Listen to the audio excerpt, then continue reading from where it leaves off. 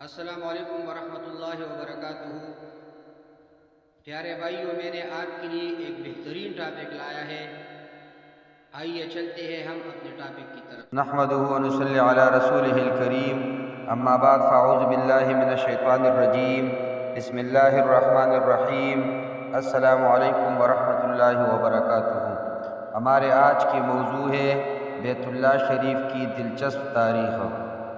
پیارے بھائیوں، قرآن شریف کے مطابق بیت اللہ وہ پہلا گھر ہے جو مکہ میں لوگوں کی ہدایت کے لیے اور برکت کی خاطر بنایا گیا۔ قرآن کریم میں مکہ اور بکہ دونوں نام مذکور ہے۔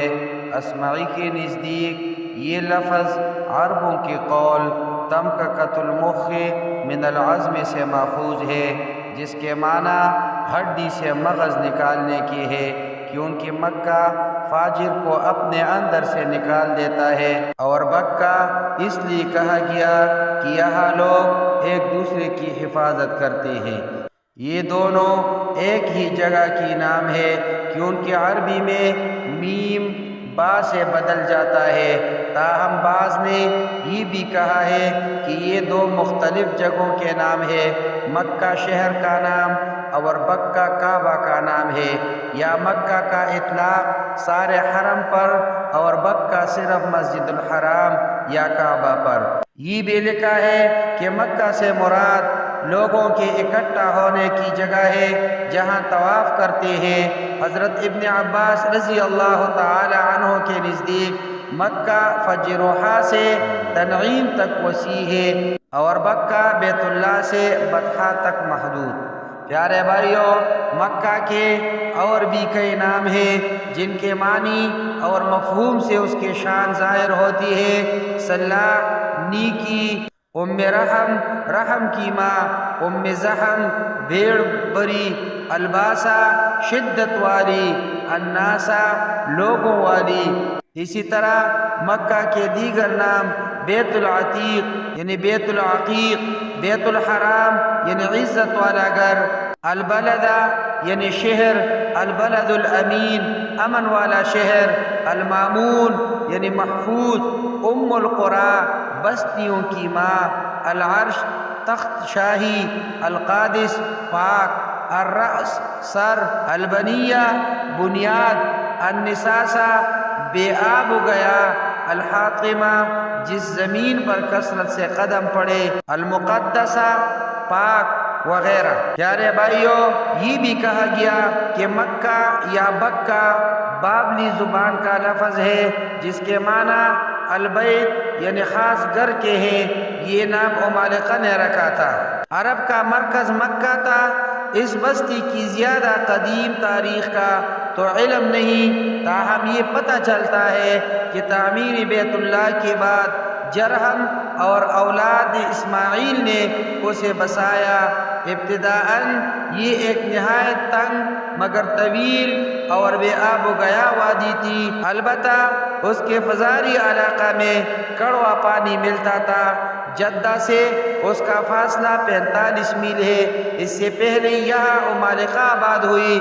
حضرت ہاجرہ اور اسماعیل علیہ السلام کی وجہ سے جرہم قبیلہ مکہ میں آ کر سکونت پذیر ہوا۔ پیارے بھائیوں، قرآنی بیان کے مطابق حضرت ابراہیم علیہ السلام نے اپنے بیٹے اسماعیل علیہ السلام کے ساتھ خانہ کعبہ کی پرانی بنیادوں پر خدا کے گھر کی نئی تعمیر کی تھی۔ حضرت ابراہیم علیہ السلام کا زمانہ تقریباً 4000 سال قبل ہے۔ آپ علیہ السلام عراق کے قدیم شہر بابل اور میں مبعوث ہوئی۔ آپ حضرت نوح علیہ السلام کی اولاد میں سے تھے۔ جب آپ نے توحید کی تبلیغ کی تو بادشاہ وقت اور آپ کی قوم نے مخالفت کی، چنانچہ آپ نے عراق سے مصر یا شام کی طرف ہجرت فرمائی۔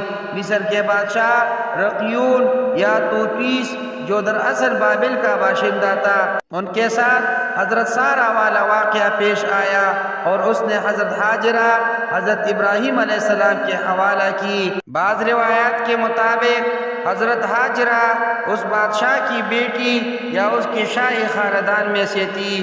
پیارے بھائیوں، حضرت ابراہیم علیہ السلام کی بیوی ہاجرہ کے بطن سے اسماعیل علیہ السلام پیدا ہوئی۔ حضرت اسماعیل علیہ السلام کنعان کے قریب کسی مقام پر پیدا ہوئی۔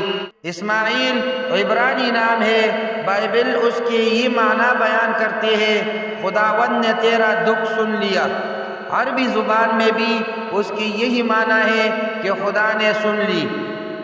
ابھی آپ بچے تھے کہ ان کی ستیلی ماں سارا نے کسی بات پر ناراض ہو کر حضرت ابراہیم علیہ السلام سے کہا کہ ہاجرہ اور اس کے بیٹے کو گھر سے نکال دو، جس پر وہ رنجیدہ خاطر ہوئی تو خدا تعالیٰ نے ابراہیم علیہ السلام سے فرمایا رنجیدہ مت ہو، جیسے سارا کہتی ہے ویسے ہی کر، اسحاق تیرے اولاد ہے، مگر مجھے ہاجرہ کے فرزند سے ایک قوم بنانا ہے۔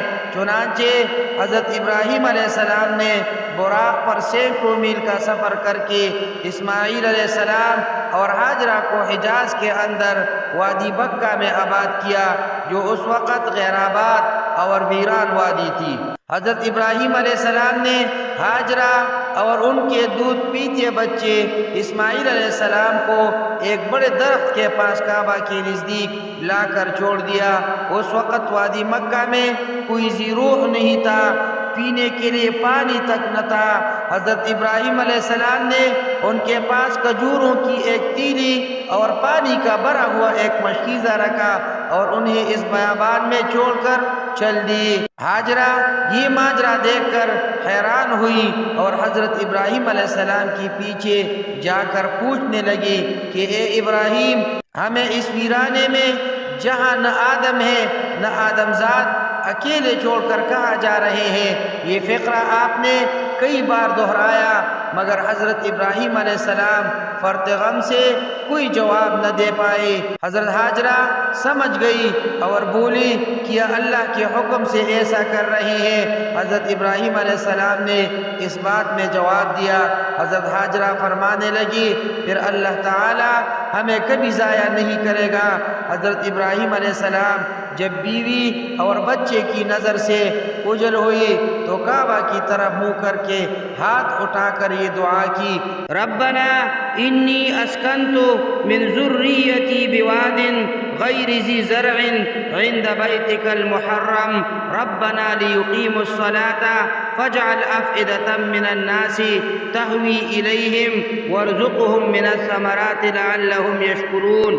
ادھر حضرت ہاجرہ پانی پی کر بچے کو دودھ پلاتے رہی۔ جب پانی ختم ہوا تو ماں بیٹے دونوں کو پیاس محسوس ہوئی، یہاں تک کہ اسماعیل علیہ السلام شدت پیاس سے تڑپنے لگے۔ حضرت ہاجرہ سے لخت جگر کی یہ حالت کیسے دیکھی جاتی؟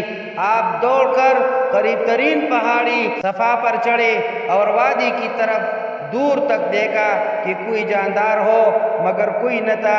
پھر وادی میں اترے اور قمیص سمیٹ کر دوڑتے ہوئی تکی ہاری ہوئی وادی عبور کی۔ پھر مروہ پہاڑی پر گئے اور وہاں کھڑے ہو کر حد نظر تک دیکھا، مگر کچھ نہ پایا۔ 7 مرتبہ صفا و مروہ پر دوڑے اور چکر لگاتی رہی، مگر کچھ ہاتھ نہ آیا۔ آخری دفعہ مروہ پر چڑھے تو ایک آواز سنائی دی، دیکھا تو زمزم کی جگہ ایک فرشتہ کھڑا پایا۔ اس نے پاؤں یا پر سے جگہ کھودی تو پانی نکل آیا۔ حضرت ہاجرہ پانی کے گرد حوض بنانے لگی۔ ان حضرت صلی اللہ علیہ وسلم فرماتے تھے خدا ہاجرہ پر رحم کرے، اگر وہ پانی نہ روکتے تو زمزم ایک بہنے والا چشمہ ہوتا۔ خیر، حضرت ہاجرہ نے پانی پیا اور چلوں سے مشکیزہ بھی بھر لیا اور بچے کو دودھ پلایا۔